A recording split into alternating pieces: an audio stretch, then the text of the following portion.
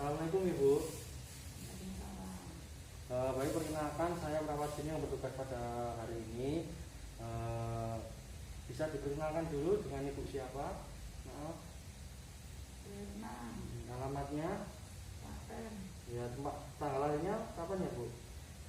20 Oktober. Ya, sama-sama yang dibilang Ibu, tapi cocok. Baik, di sini nanti saya akan menjelaskan tentang berduka. Kira-kira nanti Ibu mau berapa lama nggih? 5 menit aja 5 menit ya. Mau di sini atau di luar? di sini.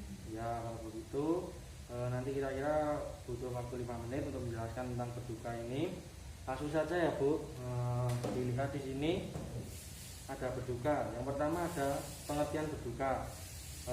Berduka itu respon fisik atau psikologis yang terpola spesifik pada individu yang mengalami kehilangan, atau respon atau reaksi normal karena melalui proses berduka individu mampu memutus ikatan dengan benda atau orang yang terpisah dan berkaitan dengan benda atau orang yang baru. Berduka ini juga mencakup aspek fisik, psikologis, kognitif dan perilaku. Jadi kalau seseorang berduka itu pasti menyangkut pada psikologis seseorang tersebut ya Bu. Yang kedua ada tingkatan berduka. Ada 6 ya Bu. Yang pertama ada tidak yakin atau tidak percaya pada hal yang dialami yang berduka itu ya Bu. Contohnya berduka itu yang tidak yakin seperti tiba-tiba panjenengan kehilangan seorang teman yang berharga seperti itu. Terus Anda merasa tidak yakin kalau panjenengan merasa kehilangan. Yang kedua ada shock. Shock itu kaget karena mendengar berita yang menyedihkan yang berduka tersebut. Yang ketiga ada mengembangkan kesadaran diri. Yang keempat ada restitusi, selanjutnya mengatasi kehilangan dan idealisasi dan hasil. Lalu ada proses berduka ya Bu. Pada proses berduka ini ada beberapa fase, yaitu fase awal atau fase pertama dimulai dengan kehilangan seperti kematian. Biasanya fase ini berlangsung beberapa minggu. Setelah kematian ini berlangsung beberapa minggu pada fase pertama ini. Reaksinya itu ada shock, tidak yakin, atau tidak percaya. Seperti yang saya katakan tadi, shock, tidak yakin itu seperti mendengar kabar duka itu kok shock, terus tidak percaya, merasa tidak percaya kalau itu terjadi seperti itu. Lalu perasaan itu ada yang pertama ada perasaan dingin, perasaan kebal atau mati rasa dan bingung. Setelah terjadi perasaan itu lalu selanjutnya berakhir setelah beberapa hari perasaan dingin tersebut Bu. Lalu kembali lagi berduka secara berlebihan, lalu selanjutnya menangis dan ketakutan. Itu untuk fase pertama, untuk fase awal gitu. Lalu untuk kedua ada fase pengetahuan. Fase ini dimulai kira-kira 3 minggu sesudah kematian ya Bu, atau sesudah kabar duka. Lalu berakhir kira-kira kurang lebih 1 tahun.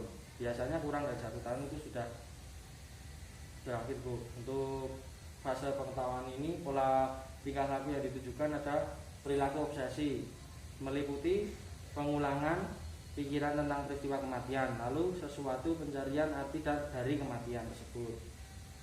Jadi suatu pencarian arti dari kematian itu pasti seseorang mengalami kematian. Di fase ini, di fase pengetahuan ini, orang yang merasa kehilangan tersebut mulai menyadari kalau semua itu akan mati tersebut Bu. Dan selanjutnya ada fase pemulihan Bu. Nah, fase ini terjadi sudah memutuskan untuk tidak mengenang masa lalu. Jadi masa lalu yang berduka, yang sedih itu diputuskan untuk tidak mengenang lagi. Biasanya ini individu memutuskan untuk tidak mengenang masa lalu. Lalu meningkatkan partisipasi pada kegiatan-kegiatan sosial. Jadi kalau seseorang mengalami berduka, lalu pada fase pemulihan ini biasanya orang tersebut kembali melakukan kegiatan-kegiatan sosial yang dulunya setelah mendengar kabar duka terus tidak aktif pada masyarakat, terus tidak aktif pada kegiatan sosial. Di fase pemulihan ini dapat aktif kembali lalu mencoba kegiatan-kegiatan sosial ya. Baik Bu, saya sudah melakukan penjelasan, sudah memberikan penjelasan pada panjenengan. Adakah yang ditanyakan Bu? Tidak ada. Baiklah, itu saya mau tanya nggih. Untuk fase pemulihan tadi, seseorang yang mengalami fase pemulihan ini biasanya itu mengalami hal apa ya Bu? Terjadi kejadian apa pada seseorang tersebut?